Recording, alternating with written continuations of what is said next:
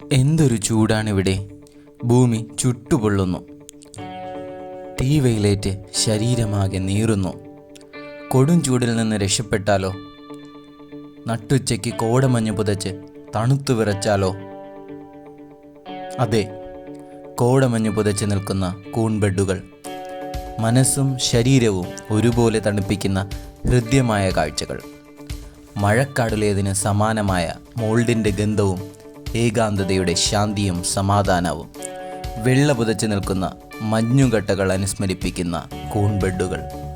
West cost മഷ്റൂംസിൻ്റെ ഏറ്റവും പുതിയ വീഡിയോയിലേക്ക് എല്ലാവർക്കും സ്വാഗതം. West cost mushrooms, yummy and healthy.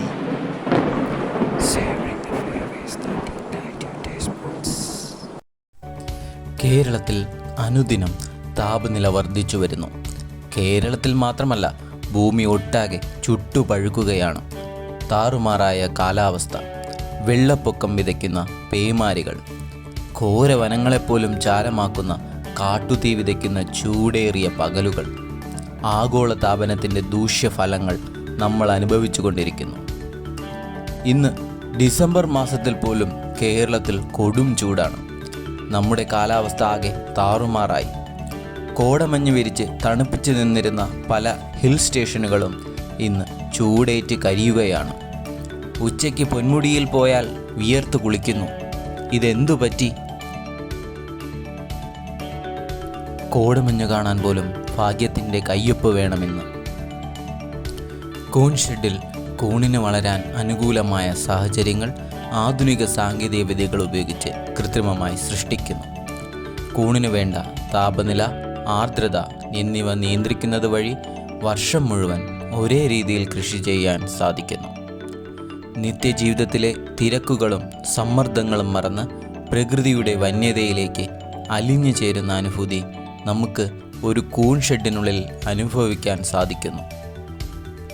വിടർന്ന കൂണുകളും വിടരാൻ കൊതിക്കുന്ന കൂൺമുട്ടുകളും സമ്മാനിക്കുന്ന അനുഭൂതി വിവരണാതീതമാണ്. കുഞ്ഞു കുട്ടികളെ കാണുമ്പോൾ തോന്നുന്ന ഒരു പോസിറ്റീവ് വൈബുണ്ട്. അതിനു സമാനമാണ് ഈറനണിഞ്ഞു നിൽക്കുന്ന കൂൺമുട്ടുകൾ കാണുമ്പോൾ തോന്നുന്നത്. കോടമഞ്ഞ് കാരണം കുറച്ചകലെയുള്ള ബെഡുകൾ പോലും ദൃശ്യമല്ല. ഇവിടത്തെ തണുത്ത കാറ്റിൻ്റെ സ്പർശം നമ്മുടെ ശരീരത്തിന് പുത്തൻ ഉണർവാണ് സമ്മാനിക്കുന്നത്. മൂടൽ മഞ്ഞിലൂടെ അരിച്ചിറങ്ങുന്ന പ്രകാശകണികകൾ കണ്ണിന് വളരെ കുളിർമയുള്ള കാഴ്ചയാണ്. ചിപ്പിക്കൂൺ ബെഡിന് വിടരാൻ 90% ഹ്യൂമിഡിറ്റിയും 24 ഡിഗ്രി സെൽഷ്യസ് താപനിലയുമാണ് കൂടുതൽ അനുയോജ്യം.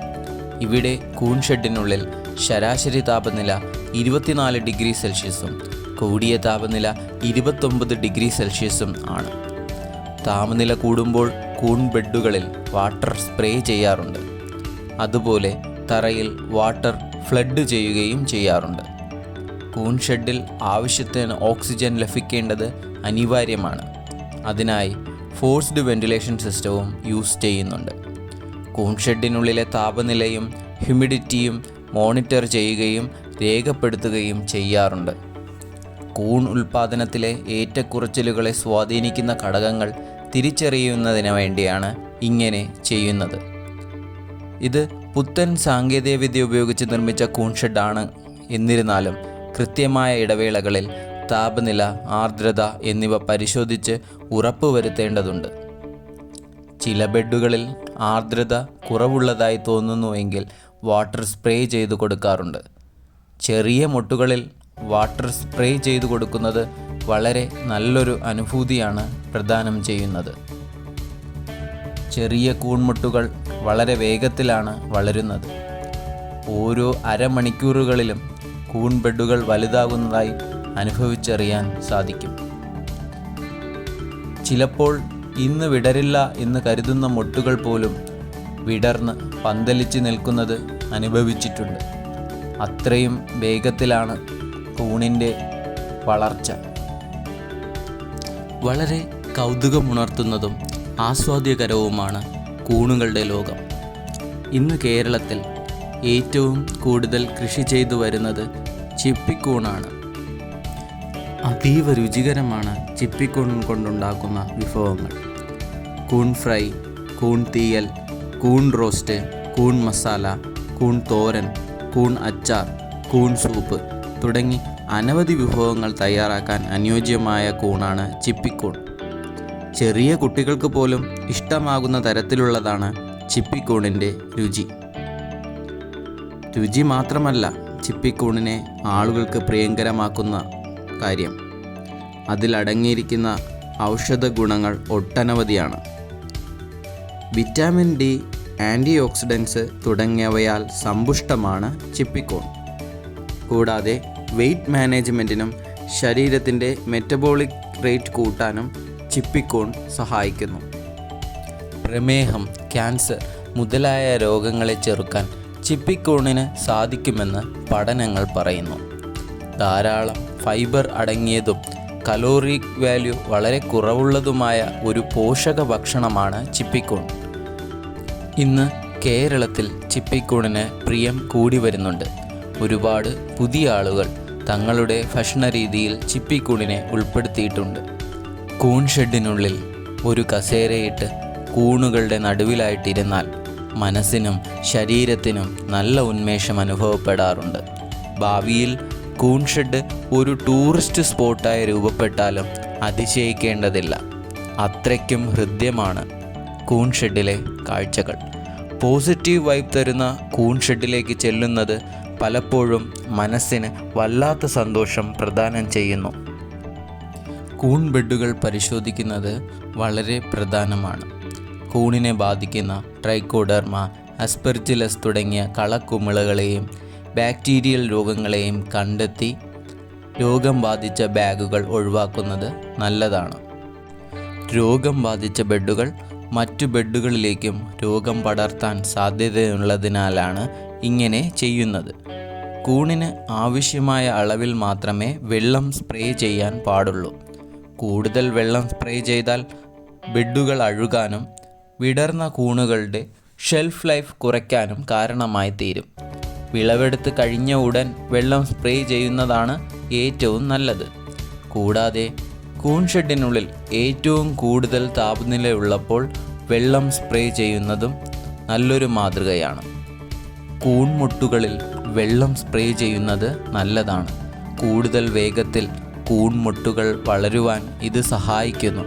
കൂടാതെ കരുത്തുറ്റ കൂൺ ഡെവലപ്പ് ചെയ്യാനും കൂടുതൽ വെയിറ്റുള്ള കൂൺ ലഭിക്കുവാനും കൂൺമുട്ടുകളിൽ വെള്ളം സ്പ്രേ ചെയ്യുന്നത് നല്ലതാണ്.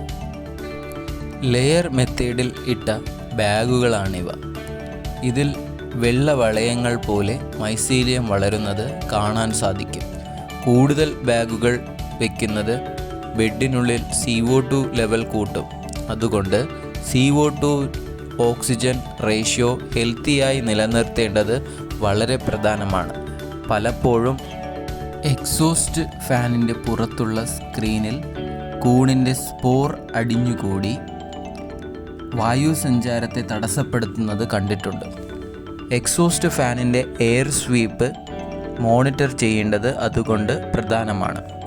ഇവിടെ വിൻഡ് സോക്കിന് സമാനമായ സംവിധാനം ഉപയോഗിച്ച് എയർ സ്വീപ്പ് പരിശോധിക്കുന്നു. എയർ സ്വീപ്പ് കുറവാണെങ്കിൽ സ്ക്രീനിൽ സ്പോർ അടിഞ്ഞുകൂടി എന്ന് മനസ്സിലാക്കേണ്ടതുണ്ട്. കൃത്യമായ ഇടവേളകളിൽ സ്ക്രീൻ വൃത്തിയാക്കുന്നതാണ് ഇതിനുള്ള ഏക പരിഹാരം. ഫാനിൻ്റെ RPM കുറഞ്ഞാലും ചിലപ്പോൾ ആവശ്യമായ എയർ സ്വീപ്പ് കിട്ടാതെ വരും. അങ്ങനെയെങ്കിൽ എക്സോസ്റ്റ് ഫാൻ മെയിൻ്റനൻസ് ചെയ്യേണ്ടതുണ്ട്. എയർ ഫ്ലോ വെലോസിറ്റി കൂടിയാലും പ്രശ്നമാണ്. കൂൺ ഷെഡിനുള്ളിലെ ഹ്യൂമിഡിറ്റി കുറയാൻ അത് കാരണമാകും. പല ബാഗുകളും ഡ്രൈ ആകുകയും പിന്നീട് വിളവ് തരാതിരിക്കുകയും ചെയ്യും. അതുകൊണ്ട് എക്സോസ്റ്റ് ഫാനിൻ്റെ RPM, എയർ സ്വീപ്പ് എന്നിവ പരിശോധിക്കേണ്ടത് പ്രധാനമാണ്. കൂൺ ഷെഡിൻ്റെ നീളം, വീതി, ഉയരം എന്നിവ എക്സോസ്റ്റ് ഫാനിൻ്റെ RPM സെലക്ട് ചെയ്യുമ്പോൾ കൺസിഡർ ചെയ്യേണ്ടതുണ്ട്. ഇതിനായി വിദഗ്ധരുടെ സേവനം ഉറപ്പുവരുത്തുന്നത് പ്രധാനമാണ്. പലപ്പോഴും കൂൺ ഷെഡുകളിൽ RPM കൂടുതലായതോ കുറവായതോ ആയ എക്സോസ്റ്റ് ഫാൻ ഫിറ്റ് ചെയ്യുന്നത് മൂലം പ്രൊഡക്ടിവിറ്റി കുറയുന്നതായി കണ്ടിട്ടുണ്ട്. ഓരോ പ്രദേശത്തെയും ഹ്യൂമിഡിറ്റി, ടെമ്പറേച്ചർ, കൂൺ ഷെഡിൻ്റെ ഉയരം, നീളം, വീതി എന്നിവ അനുസരിച്ച് പല ക്രമീകരണങ്ങളും ഏർപ്പെടുത്തേണ്ടതുണ്ട്. കൂൺ ഷെഡ് നിർമ്മാണം തുടങ്ങുമ്പോൾ മുതൽ പല കാര്യങ്ങളും ശ്രദ്ധിക്കേണ്ടതുണ്ട്. ഷെഡിൻ്റെ നീളം, വീതി, ഉയരം എന്നിവ ആദ്യം തന്നെ തീരുമാനിക്കേണ്ടതുണ്ട്. കൂൺ ഷെഡിൻ്റെ ബേസ്മെൻറ്റ് നല്ല പോലെ നിർമ്മിക്കേണ്ടതുണ്ട്. ഒരുപാട് ഭാരം താങ്ങേണ്ടതിനാൽ മെറ്റൽ പോസ്റ്റുകൾ ചെയ്ത ഭാഗം കോൺക്രീറ്റ് ചെയ്ത് ചുമരുമായി ചേർക്കേണ്ടതുണ്ട്. പർലിംഗ് ചെയ്യുവാൻ ആവശ്യത്തിന് സ്പേസ് കൊടുക്കുന്ന വിധത്തിൽ വേണം ബ്ലോക്സ് അറേഞ്ച് ചെയ്യാൻ. ബ്ലോക്കുകൾ പ്ലാസ്റ്റർ ചെയ്ത് നല്ലപോലെ ക്യൂർ ചെയ്യേണ്ടതുണ്ട്.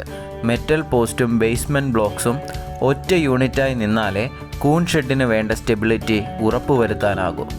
കൂൺ ഷെഡിൻ്റെ ഉൾഭാഗം കോൺക്രീറ്റ് ചെയ്യുകയോ ആറ്റുമണൽ വിരിക്കുകയോ ചെയ്യാം.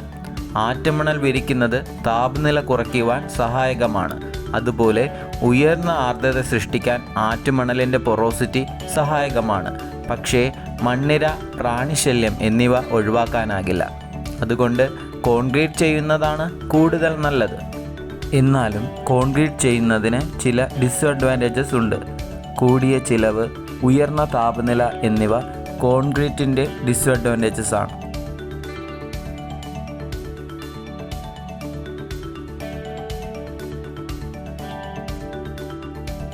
കോടമഞ്ഞ് പുതച്ച കൂൺ ഷെഡിലെ കാലാവസ്ഥ നിങ്ങൾക്ക് ഇഷ്ടമായി എന്ന് കരുതുന്നു.